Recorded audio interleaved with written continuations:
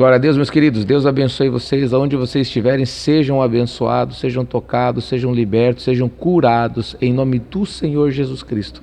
Seja abençoada a sua família, seja abençoado o seu casamento, e aonde você colocar as mãos, seja abençoado em nome do Senhor Jesus Cristo. Amém. Glória a Deus. Amados, quero trazer uma palavra de Deus para a vida de vocês. 1 Samuel capítulo 8. Uma palavra que tem o poder, como a palavra de Deus, né? Sempre o poder de mudar a nossa vida, transformar, de corrigir os nossos erros, meus amados, e nos colocar no centro da vontade do Senhor. Amém? Está escrito assim, ó: tendo Samuel envelhecido, constituiu seus filhos por juízes sobre Israel. O primogênito chamava-se Joel e o segundo chamava-se Abias, e foram juízes em Berseba. Porém seus filhos não andaram pelos caminhos de Samuel, antes se inclinaram à avareza, aceitaram subornos e perverteram o direito. Então os anciãos todos de Israel se congregaram e vieram a Samuel a Ramá. E lhe disseram: vê, já estás velho, e teus filhos não andam pelos teus caminhos. Constitui-nos, pois, agora um rei sobre nós, para que nos governe, como tem todas as nações. Porém esta palavra não agradou Samuel quando disseram: dá-nos um rei para que nos governe. Então Samuel orou ao Senhor. Glória a Deus, queridos. Olha que situação interessante. O povo de Israel, eles tinham um juiz, eles não tinham um rei, eles eram diferentes naquele tempo. E eles tinham juízes. O que eram juízes? Eram sacerdotes que buscavam a presença de Deus e orientavam o povo segundo a vontade do Senhor. Então o sacerdote se consagrava a Deus, né? Cuidava ali do tabernáculo, cuidava ali das coisas, né, relacionadas a Deus. E as pessoas, quando tinham contendas, quando tinham questões que elas não conseguiam entender, elas iam até o sacerdote, o juiz, né? E o juiz, ele orientava: olha, a palavra de Deus diz isso, a palavra de Deus é clara, diz assim. Porque todo o povo é ensinado, todo o povo de Israel era ensinado na palavra do Senhor, mas existiam situações que ia além daquilo que eles entendiam.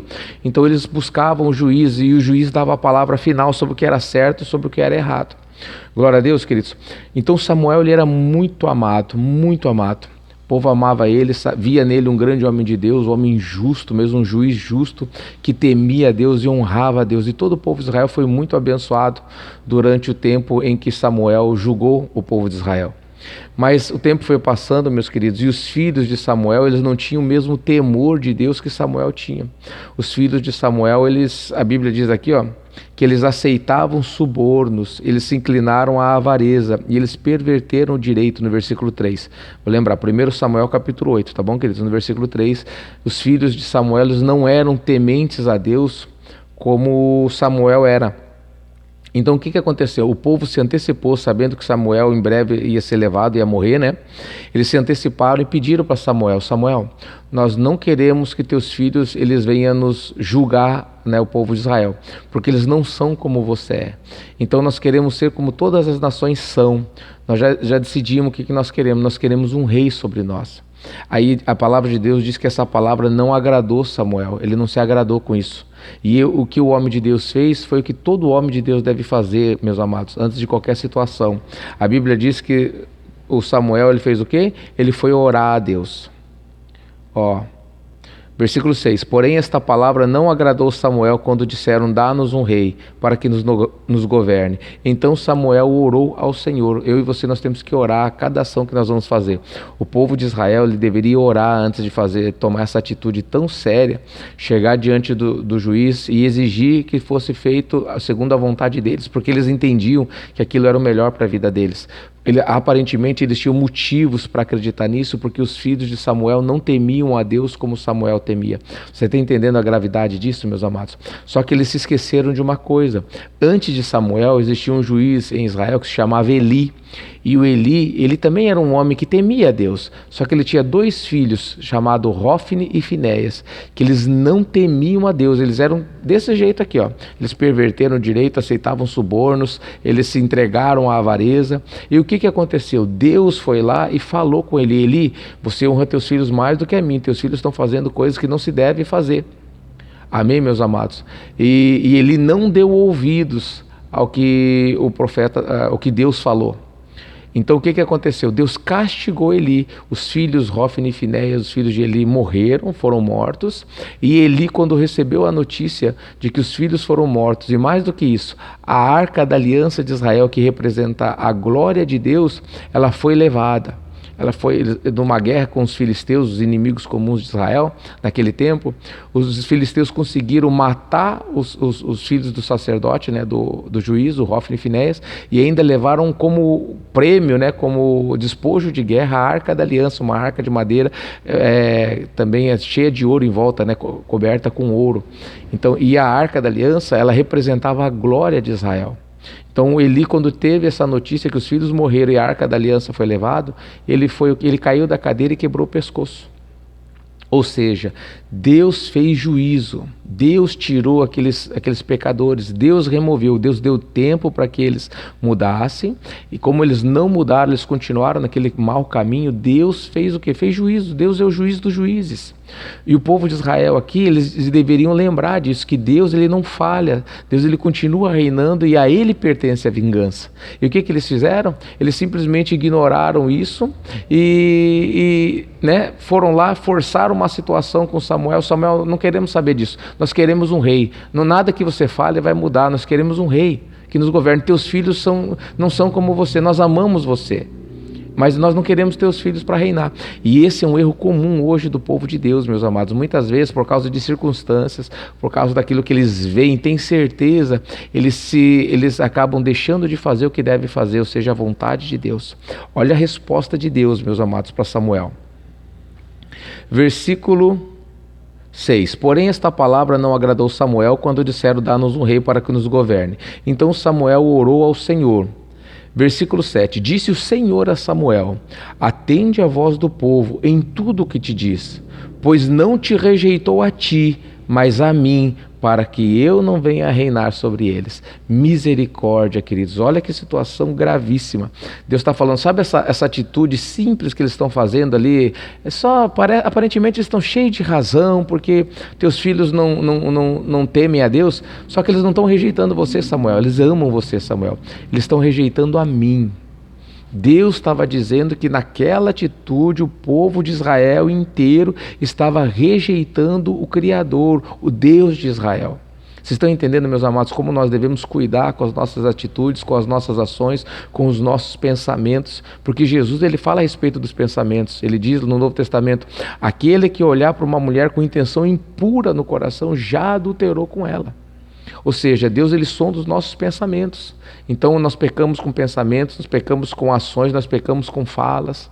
Amém, meus queridos? Nós precisamos vigiar. Você, que se diz cristão, você é um homem espiritual, você precisa temer a Deus e entender que cada atitude que você toma tem um peso espiritual que pode mudar totalmente a sua vida.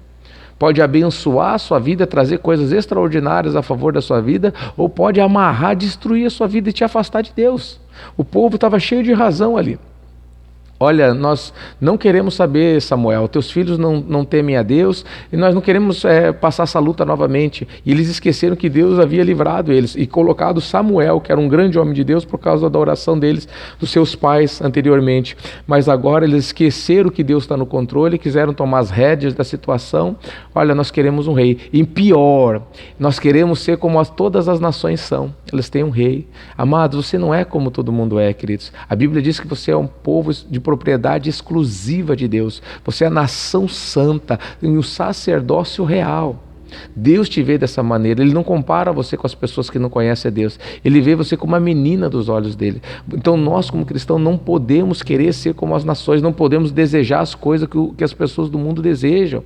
Existem muitos evangélicos hoje, talvez Deus esteja falando com você nesse momento, que desejam as coisas do mundo, que os teus sonhos não tem nada de diferente dos sonhos das pessoas que não conhecem a Deus, que teus projetos, teus planos na sua vida não tem nada diferente com as pessoas que não conhecem a Deus.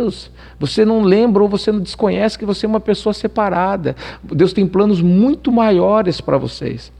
E diz respeito ao sacerdote, diz respeito à autoridade, diz respeito aos benefícios do reino de Deus que Deus confiou à sua igreja e que muitos cristãos simplesmente desconhecem, não sabem o que Deus quer, o que Deus faz, não sabem, então não vivem. Então elas vivem e agem de maneira natural, né? Quando tem um problema, elas não têm confiança, nem têm fé para buscar a Deus. Olha, eu vou buscar Deus, eu vou orar, eu vou exercer minha fé, Deus vai mudar essa situação, eu creio nisso. Não, elas não fazem isso. Elas têm uma dificuldade, elas fazem como as pessoas do mundo têm. Eu estou doente, vou para o médico, vou tomar um remédio. Eu estou passando uma luta aqui, eu preciso de um advogado, eu vou correr para um advogado, não sei se ele é crente, não importa, o importante é que ele é advogado.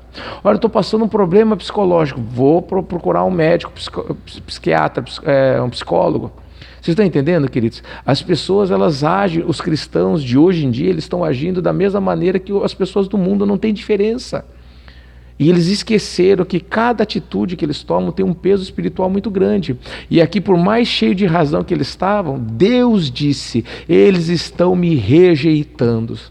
Então que Deus não diga isso da sua vida, das suas atitudes, meus amados. Pese isso na balança, veja o que você está fazendo, veja qual que é a vontade, né, de Deus para a sua vida e não permita que isso aconteça. Cada atitude que você for tomar, cada lugar, ore a Deus, peça a direção de Deus. Cada palavra, lembra que da tua boca tem que sair somente o que for para a edificação daqueles que ouvem. E o seu sim tem que ser sim, o seu não tem que ser não. E o que passou disso vem do maligno, vem do inimigo. Então lembre-se disso, meus amados, e pese a sua vida, coloque a sua vida, né, diante do altar de Deus e fala, Senhor, o que eu preciso fazer com a minha vida? O que o Senhor quer da minha vida? O que precisa ser arrancado, né, que eu preciso me livrar? Ou o que o Senhor quer que eu nem invista na minha vida? Faça isso, meus amados, ore a Deus, peça a direção de Deus para a sua vida. Não ande como o mundo anda, queridos. Não faça as coisas que os incrédulos, os descrentes, os alheios, aqueles que não conhecem a Deus fazem. Você não é como eles, você é diferente. E você precisa mostrar isso através da sua fé. Deus não está preocupado quantos anos de igreja você tem, qual o ministério que você está frequentando, qual é o teu pastor, qual é o teu líder. Deus não está preocupado nada disso. Ele está preocupado com o que Ele confiou a você. Você tem feito o que Deus confiou a você? Ele tem uma missão para você. Se você não sabe, eu estou dizendo, Deus me mandou dizer para você, Ele tem uma missão para a sua vida. E se você não sabe, você precisa procurar saber, porque você vai prestar contas a Deus por isso. Amém, meus amados? Pensa sobre isso, pensa na sua vida cristã, pensa na maneira que você está se comportando. Você está agradando a Deus, você está agradando a igreja, está agradando o pastor, ou verdadeiramente você está agradando a Deus? Quem você está servindo? Quem é o teu Senhor? Pesa sobre isso, meus amados, e eu tenho certeza que a tua vida vai mudar muito, muitas coisas vão acontecer na sua vida por essa obediência, por esse temor. O temor de Deus, meus queridos, é apenas você se preocupar com o que Deus pensa a seu respeito e querer agradá-lo sempre. Nem sempre nós vamos conseguir agradar a Deus, mas só de nós tentarmos, né, perseverarmos em querer agradar o nosso Deus, Ele recebe, Ele se agrada.